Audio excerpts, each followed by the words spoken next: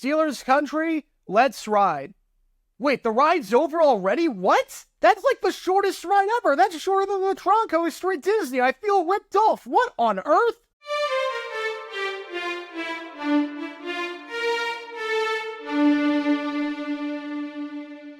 Welcome everybody to JJ9 News, where we talk all things NFL all the time. I'm Jared Garrett, representing the 904 from the 602, and today we're talking about this team behind me right here, the Pittsburgh Steelers and their quarterback situation.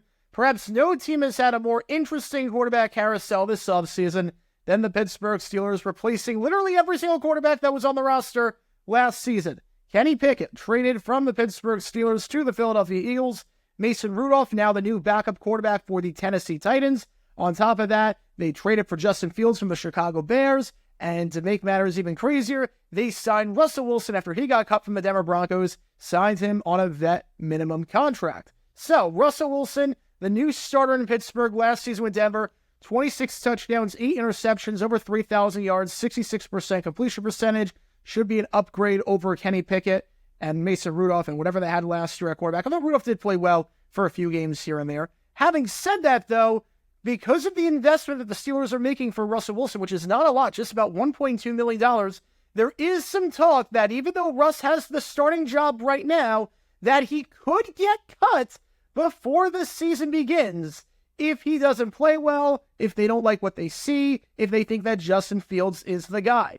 This is not me making up a rumor. This is coming from Adam Schefter, who said as much on NFL Live the other day, and speaking with an executive, he said that there's a chance that if the Steelers don't like what they see, they could cut Russell Wilson. Take a listen. But when you talk to people around the league, the thinking is that they don't have much invested in either player. So if they felt like Russell Wilson wasn't picking up the offense, wasn't adapting, they felt like they were better off with Justin Fields, they only have a $1.2 million investment in Russell Wilson. It's not very much. So they could do whatever they want with him. And when you spoke to people around the league, they're like, yeah, they could bench him. They could release him before the season. They don't know what's going to happen. It's obviously Russell Wilson's job to win. He's set up to be the starter. But the fact of the matter is, because of the low cost of each, anything could wind up happening, even though Russell does go in as the number one. So just adding on to that, Schefter said, think about the investment they have in each player, Justin Fields and Russell Wilson.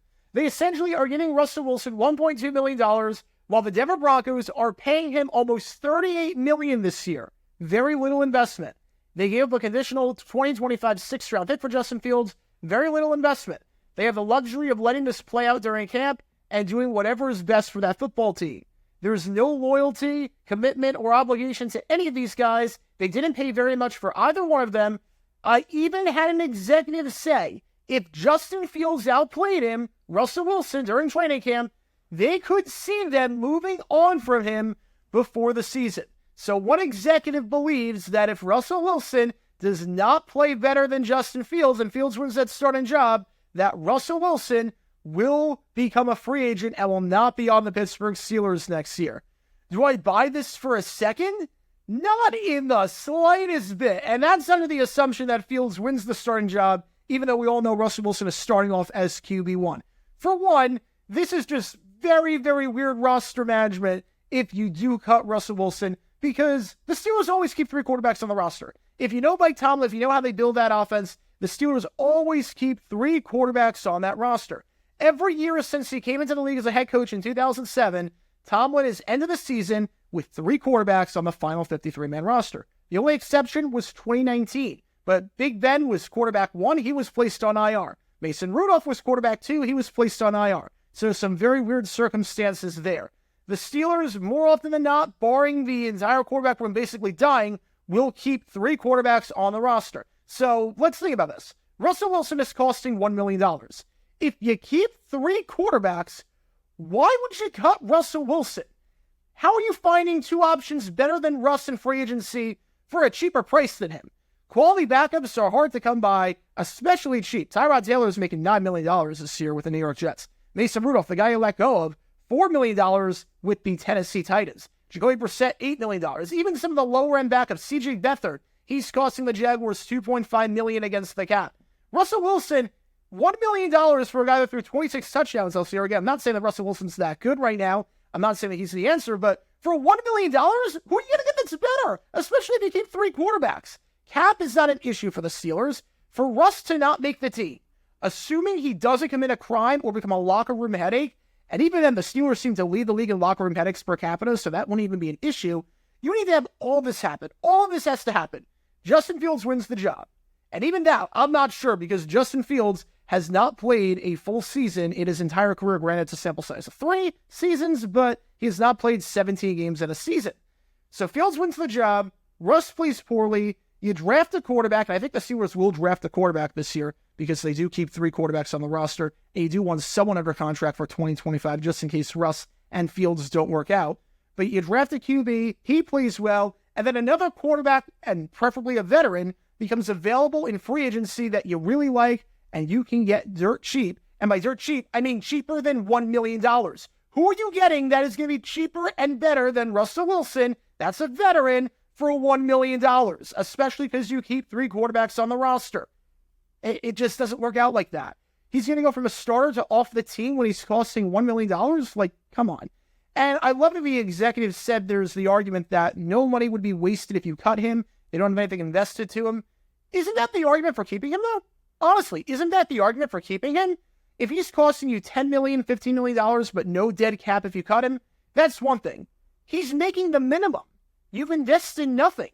You're not finding anyone of comparable quality for that value. Here's what it's like. It's almost like if you were at a sports book. It's March Madness time. My bracket is already busted. As of this recording, BYU just lost to Duquesne. I lost an Elite 8 team 3 hours into the tournament. Fantastic. But speaking of basketball, let's say you place a bet on a basketball game. With 10 minutes left, your team is down by 15, and the casino is giving you an option to cash out. Now, if you bet $5,000 and there's a cash out option, you might want to cash out, especially if that was your last 5K. Take the L, recoup some of your losses, and reinvest it and try again. If you bet $1, though, minimal investment, what are you going to do with that cash out? You're not going to do anything with whatever you get a cash out from anyways. You probably get about 10 cents. Most sports books don't even let you place a 10-cent bet. You just let it ride at that point. You just let it ride. Russell Wilson, he's costing you nothing. He's a quality option considering the price point and just in general, all things considered. He's QB1. There's no way he's not making the team in 2024. I don't know what this executive is talking about, especially because you're keeping 3 quarterbacks on the roster. If they were keeping 2, okay, we might have an argument there. If you keep 2 quarterbacks, Fields plays better, you draft a quarterback, and you want to go with that, that's different. But for this executive to say Russell Wilson could get cut if he doesn't play well, considering his price point, it shows just how little this man, this executive, whoever it is, knows about how the Steelers construct their roster. Because they keep 3 quarterbacks, I can't see any scenario in the world where Russell Wilson is not a Pittsburgh Steeler in 2024, unless he gets traded to another team, which I doubt is happening, but I can't see any scenario where the Steelers cut him, barring anything absurd off the field. But what are your thoughts on what this executive said? What are your thoughts on Schefter's report? Do you think that the Steelers could cut Russell Wilson conceivably before the start of the 2024 season? Do you think Justin Fields wins the job? I know Russ is starting off as QB1, but who do you think will be QB1 for the Steelers for week 1 in 2024? Fields, Wilson, someone else, a guy they draft? Let me know your thoughts in the comments down below. That's going to do it for this episode of JG9 News. Be sure you like and subscribe. It helps the channel out a lot. And be sure to check out my main channel, JaguarGamer9, where we talk all things NFL history all the time. Until next time, this is JaguarGamer9 signing off. And as always, go Jags.